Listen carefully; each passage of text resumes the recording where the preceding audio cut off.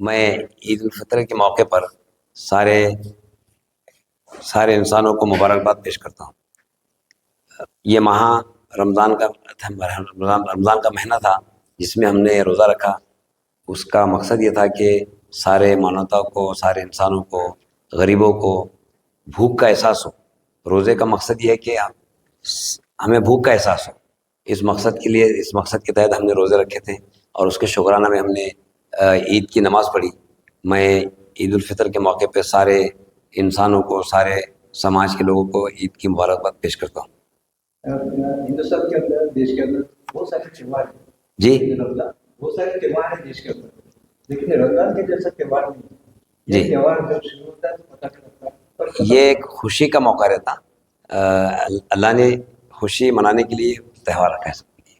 وہ جو نماز پڑھی جاتی ہے 2 رکعت، وہ پورے رمضان کا شکرانہ ادا کر کے وہ خوشی کے لیے پڑھی جاتی ہے۔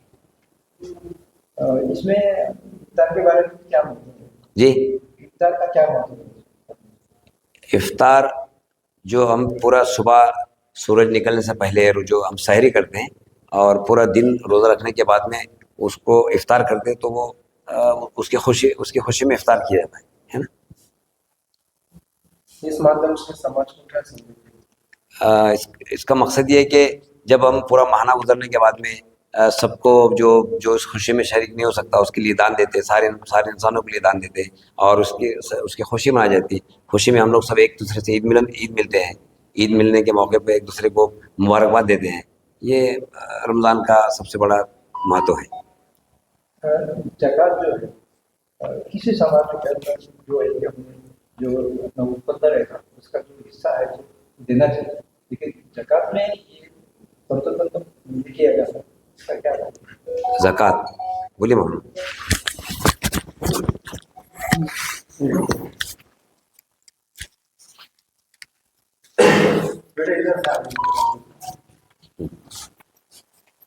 زکوٰۃ اسلام کے جو ارکان ہوتے ہیں، جس طریقے سے نماز ہے، روزہ ہے، حج ہے، اسی طریقے سے اسلام کے بنیادی ارکان میں سے ایک رکن زکوٰۃ کا ہے۔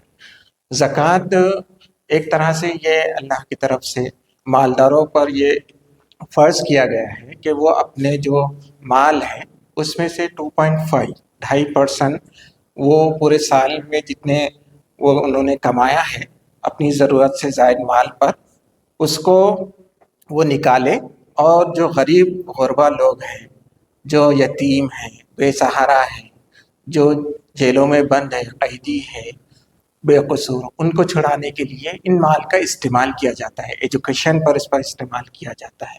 تو یہ اسلام میں اس کی بہت بڑی اہمیت ہے، اور جو لوگوں پر زکوٰۃ فرض ہے، جس کے پاس اتنا مال ہے کہ وہ زکوٰۃ دے سکتے ہیں اور انہوں نے نہیں دیے، تو ان پر بہت بڑا گناہ بھی ہوتا ہے۔ اس لیے اسلام نے مالداروں سے مال لے کر غریبوں پہ اس پر تقسیم کرنے کا حکم دیا گیا ہے۔ زکوٰۃ اپنے لوگوں کی اپنا نیم ہے۔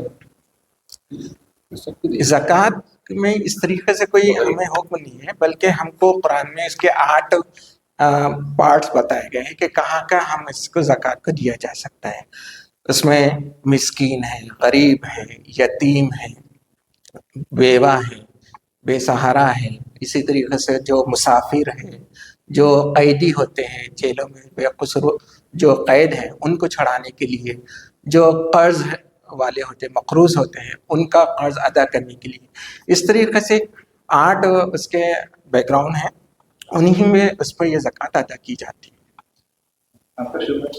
میرا نام شیخ عبد الماجد ندوی، مجلس۔ میرا نام عبدالکریم ہے۔ میں movement for piece and justice جو MPJ سنگھٹن ہے اس کا فاؤنڈر ممبرس ہوں، اورنگ آباد ڈسٹرکٹ کا اپادھیکش ہوں، اور یہ سارے مانو جاتی کے لیے نیائے اور انصاف دلانے کے لیے کام کرتی ہے۔ میں اس کی طرف سے سارے دیش واسیوں کو، سارے سماج کے لوگوں کو عید کی مبارکباد پیش کرتا ہوں۔